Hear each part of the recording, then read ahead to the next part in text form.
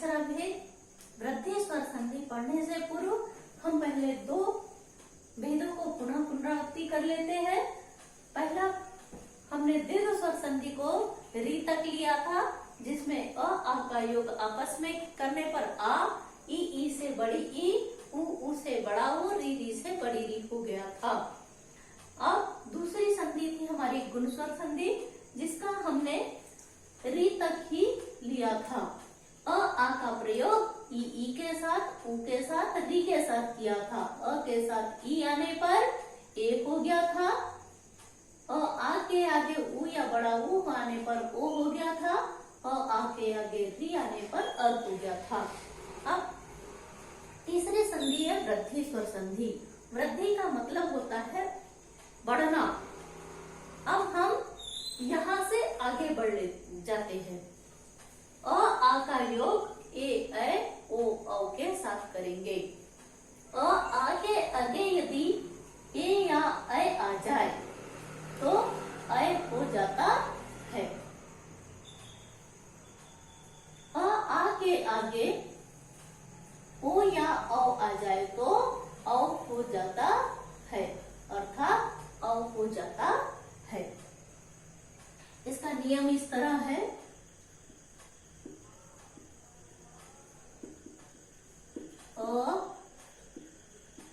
आ के आगे ए या ऐ आए तो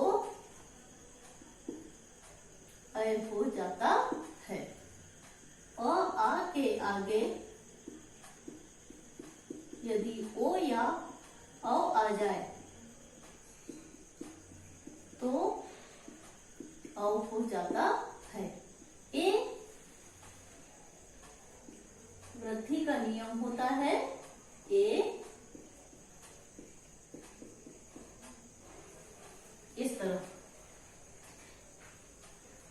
फिर से पुनरावृत्ति। अ आ के आगे ए या ऐ आने पर ऐ हो जाता है। अ आ के आगे ओ या औ आने पर औ हो जाता है। यही वृद्धि स्वर संधि का नियम है। अब हम देखेंगे कि किस प्रकार अ आ से के आगे ए ऐ आने पर ऐ हो जाता है। उदाहरण देखिए।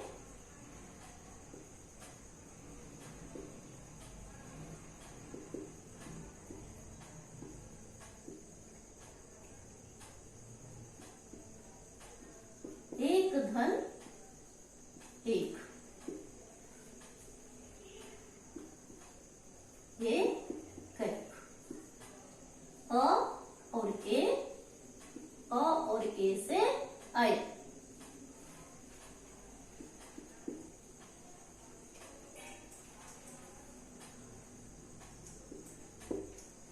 सदा धन एव। आ और ए से ऐ, सदैव। च धन एव, जय।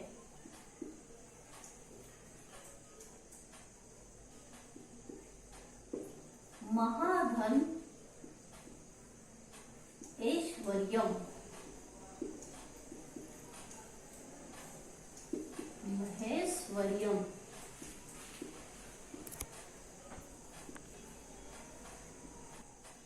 कृष्ण धन एकत्वम,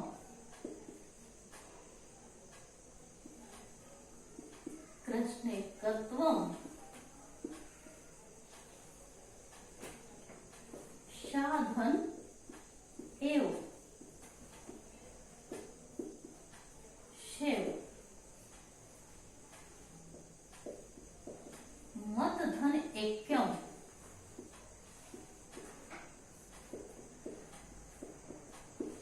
मतेक्यम। इस प्रकार हम सब में देखे ऐ सब में एक विशेषता कॉमन दिख रही है, अर्थात जिस भी शब्द के ऊपर ऐ की मात्रा लगी हुई हो और वहां से संधि विच्छेद हो रहा हो तो वृद्धि स्वर संधि की पहचान है। अर्थात हम निश्चित ही वृद्धि स्वर संधि लिख सकते हैं।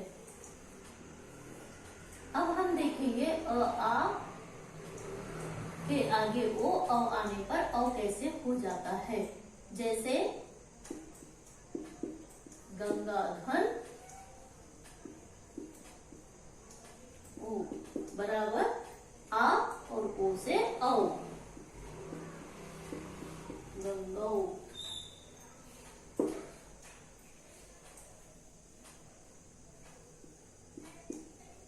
जलधन ओ,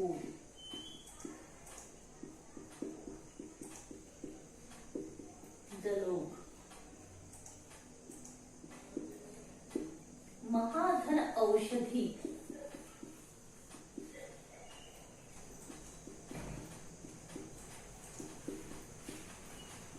औषधि।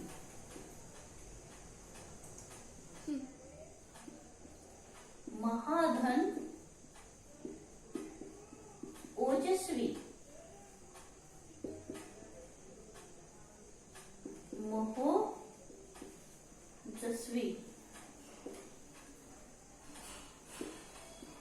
दंत धन ओष्ठय,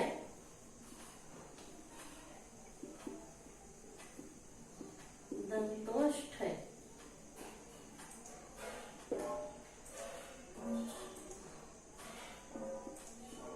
रामधन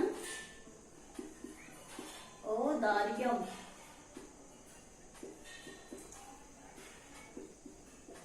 रामोदार्यम।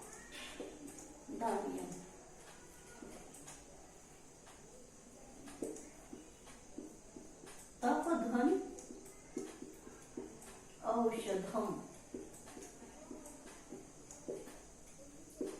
तोषधम। यहाँ आप अच्छे से देखिए, औ की मात्रा, औ की मात्रा, सब में औ की मात्रा हो रही है। जहां पर भी औ की मात्रा दिखाई दे या फिर ऐ की मात्रा दिखाई दे, वृद्धि स्वर संधि हो सकती है।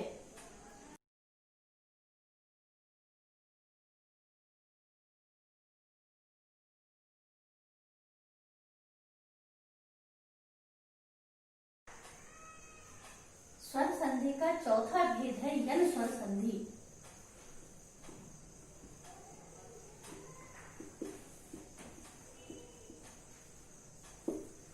अब हम ई का सबके साथ योग करेंगे। अभी तक हमने 3 संधि में आ का सबके साथ योग किया।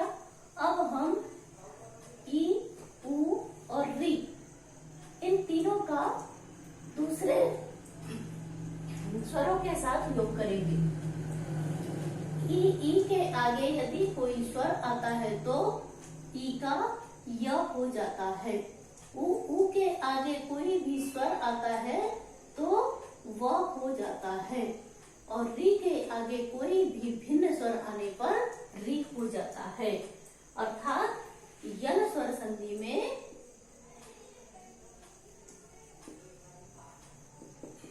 य, व और र हो जाता है। नियम इस प्रकार है।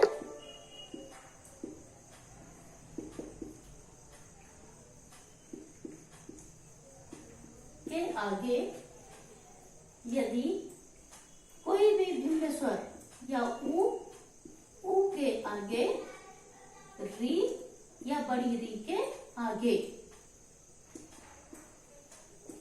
कोई भी भिन्न स्वर आने पर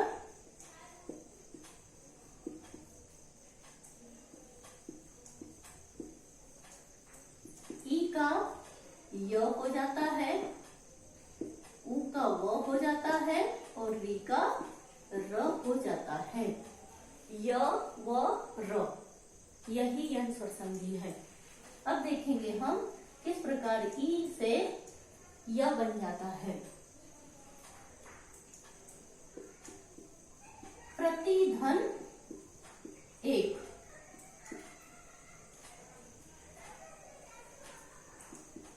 प्र, ई का य बनता है, इसलिए हम य को तो आधा रह गया, ई का हमने य बनाया प्रत्येक, इसमें हमने एक जोड़ दिया। अति धन आचार, यहाँ आधा त हो जाएगा, ई का य बन गया अत्याचार।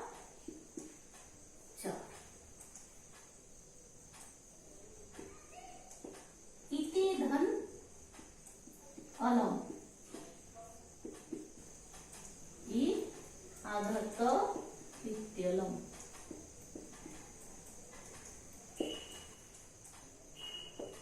इति धन आदि, ये हो जाता है आधा हो गया तो इत्यादि।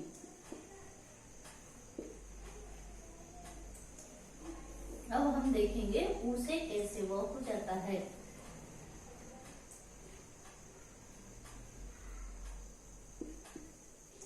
मधु धन अरि, यहाँ पर ऊ का व बन जाएगा, इसलिए पहले हो गया मधवरी, मधवरी। शूधन आगतम, ऊ का व, इसलिए आधा सा बच गया, ऊ का व बना दिया, उसमें आगतम जोड़ दिया, स्वागतम। सुधन अस्ति, आधा स, ऊ का व, स्वस्ति।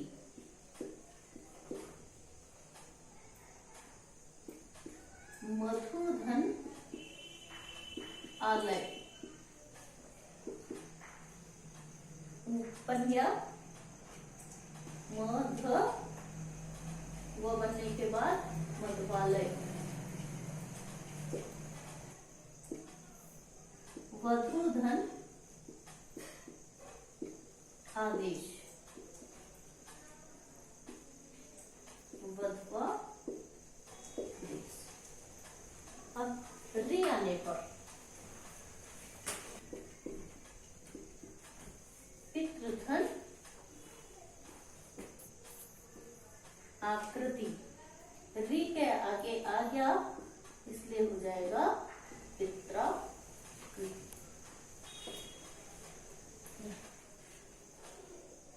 प्रतिधन उपकार।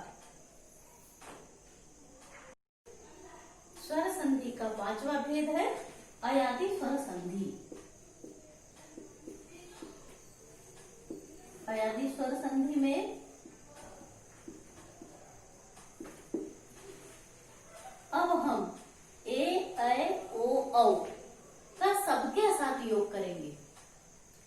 अयाति स्वर संधि समझाने से पहले एक बार पूरी संधियां रिवाइज कर लेते हैं। पहली संधि में अ, आ से आ, ई से ई, उ से उ और री से बड़ी री बनाई। दूसरी संधि में अ, आ के साथ ई का योग किया, ए बनाया, अ, आ, उ के साथ ओ, अ, आ से री के साथ अर। तीसरी संधि में वृद्धि की, अ, आ का योग हमने ए ऐसे किया, ऐ बना, अ, आ के साथ हमने ओ, औ का योग किया, औ बनाया। चौथी संधि में हमने ई, उ, री का योग सबके साथ किया। ई के आगे कोई भिन्न स्वर आने पर ई का य हो जाता है, उ के आगे भिन्न स्वर आने पर व हो जाता है, री के आगे कोई भिन्न स्वर आने पर री हो जाता है। अब हम ए, ओ, औ का अन्य स्वरों के साथ योग करते हैं। नियम है इसका, ए, ऐ के आगे या फिर ओ, औ के आगे कोई भी स्वर आने पर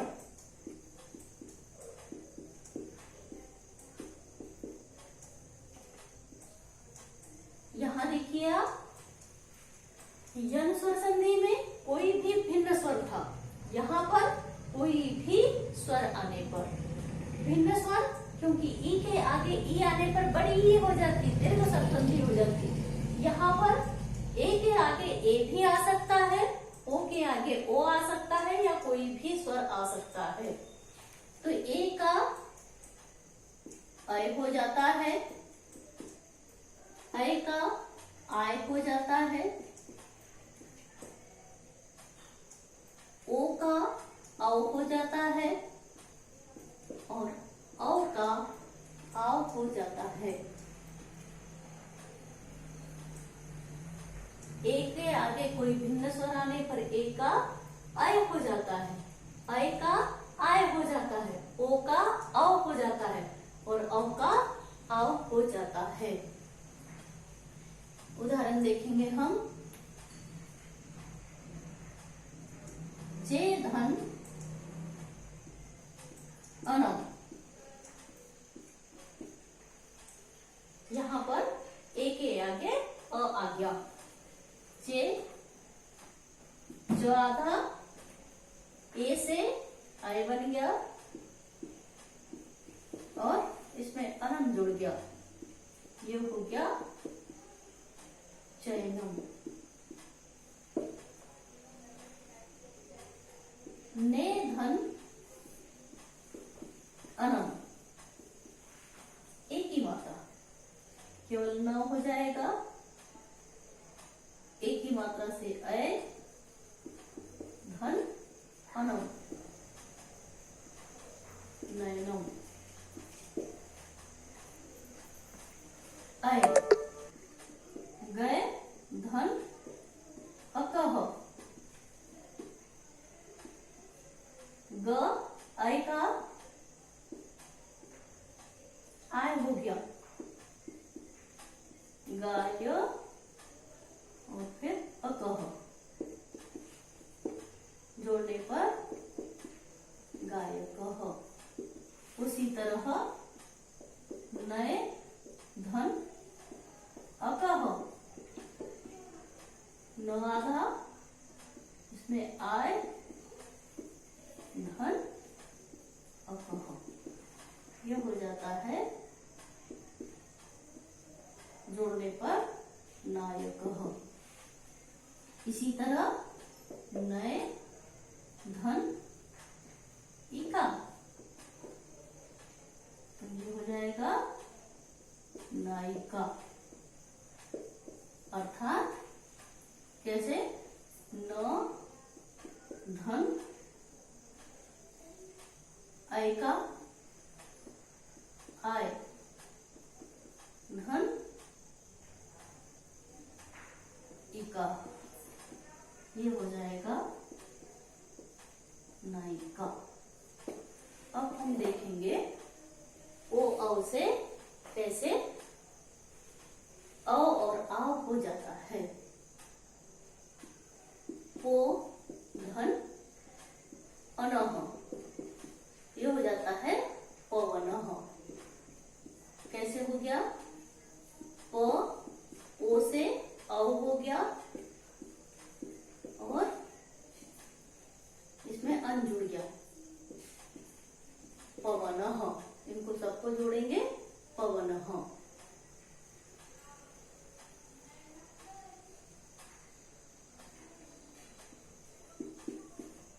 प धन अकह, यहाँ पर औ है इसलिए आव बनेगा, प आधा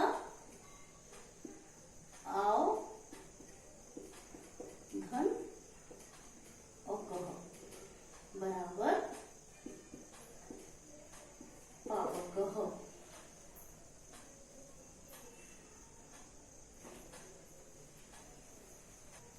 अगला है जैसे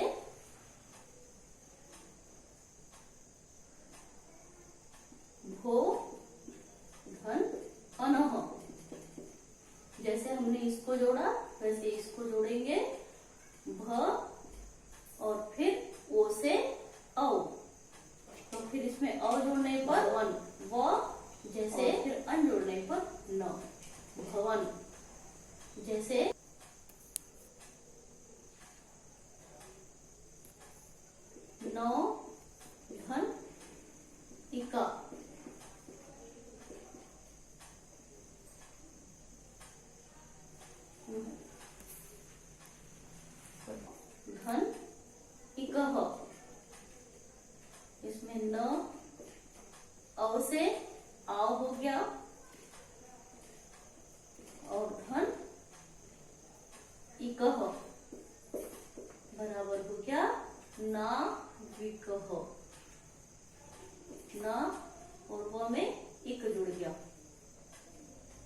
विग्रह।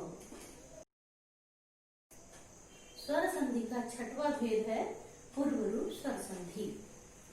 पूर्व रूप स्वर संधि में ए या ओ के आगे यदि ह्रस्व स्वर अ आ जाए तो अ का अवग्रह हो जाता है।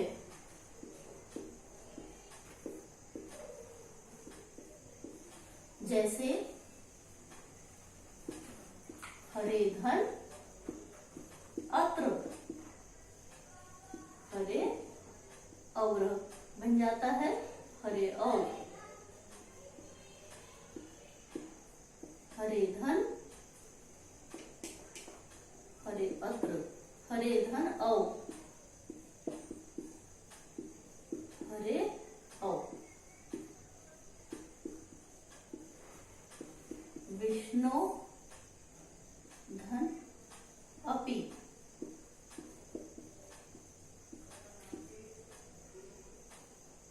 विष्णु और अ का अवग्रह हो जाता है विष्णु अपि।